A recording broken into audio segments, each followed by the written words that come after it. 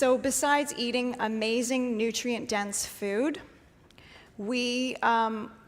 it's also important to take care of our teeth from the external level. I mean, the real heart of it is in the core. And I believed if we all had super health and we had generations of healthy parents, that on one level we'd hardly have to brush our teeth and we would have no cavities. And actually, the work of Dr. Price also found that. I mean, he was looking at cultures that were not invaded by modern white food, and they weren't big on brushing their teeth. They had like perfect jaw structure. They didn't have wisdom teeth issues. They had no cavities. He might find one cavity in 100 skulls. And they didn't have Listerine and Crest and all of that to help them out. So taking care of our mouth is important, and it's nice to have, a fresh, clean mouth for sure. And I don't like feeling like a shag rug on my teeth, so it's really good to clean it. And that helps the gums, because the gums and the tongue, it's good to have the plaque removed and to take care of our teeth externally. But because the teeth and the gums and the tongue and everything about our mouths is living tissue, it's a good idea to approach the care of our teeth differently than we would, say, scrubbing countertops. And if we're buying oral care products from the maybe harmful if swallowed section at the drugstore, we are going to be brushing chemicals into our bloodstream. We are going to be decomposing collagen. We will be disturbing the microflora of our entire digestive system, and we will be hindering the hormones.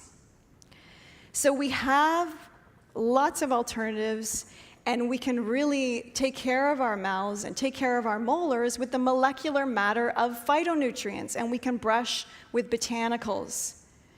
Brushing with botanicals like neem, cardamom, clove, cinnamon, mastic, peppermint. Not only are they totally ancient ways to take care of the teeth and the digestive system, they activate the hypothalamus. They enhance parotid gland secretions. They get digestive juices flowing. So you got one extreme or the other. So the mint doesn't just freshen breath. It's going in there to stimulate digestive juices and stimulate the hypothalamus.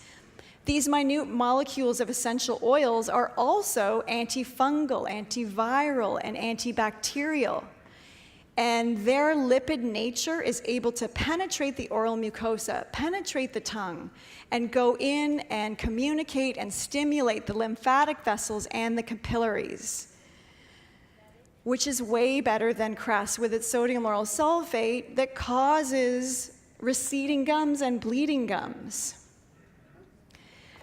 We are understanding that the mouth is a portal to the body and the inner altar of the brain. So when we brush with things like these botanicals, they're going up to the hypothalamus through the nasal bulb and through the soft palate, and they're able to communicate and stimulate the hypothalamus, the parathyroid, the thyroid, and the parotid gland.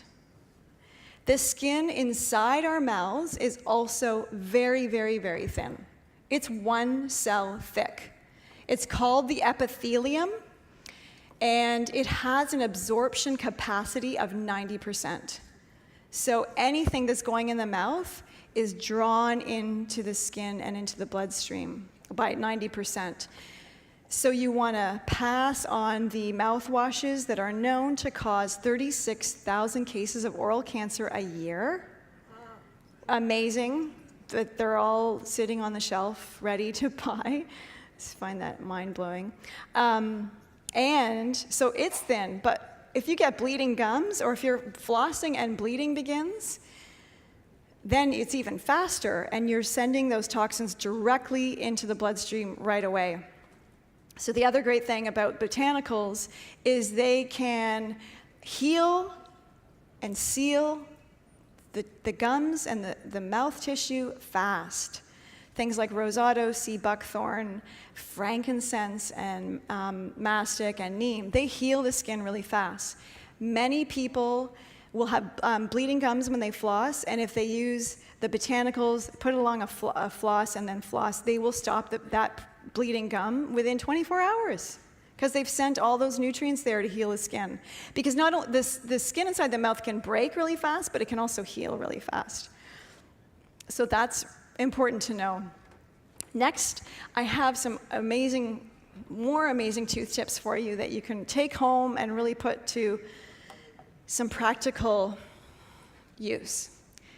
So first of all, we want to eliminate all of the hypothalamic parotid suppressors, which is fluoride, chemicals, medication if you can, antibiotics, gluten, anything that's disrupting the digestive system, anything that's making excess insulin. You want to normalize blood sugar.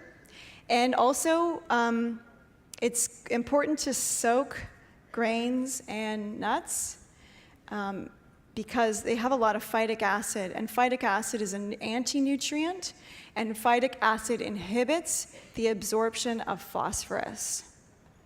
So soaking helps a bit, but you actually have to, I forgot, you got to soak and ferment. And that's really what all ancient cultures did when they were making any grain or nut thing. They were generally soaking and fermenting. The fermenting further removes the phytic acid. So that's important on a dietary level. And of course, when we ingest food, right away, food is coalescing with our saliva and enzymes and the bacteria in our mouth, and then we're swallowing that and putting it into the stomach. So hopefully, we have a lot of good bacteria in our mouth because we fed our saliva to have good bacteria, and we're cleaning our mouth. So if we have a lot of bacteria plaque buildup and we're eating, then we're swallowing that continually into the stomach. And if we have fungus in our bodies, it's a bit of an endless cycle, because if there's fungus or candida, that will also show up in the mouth, and then we keep swallowing that. There are some new probiotic gum things on the market, which is fine, but I really feel like it's about eating fermented foods and taking probiotics. And then if you feel like it, you could add a little bit of a powdered probiotic to your paste or to your oral care protocol. I don't think you need the gums.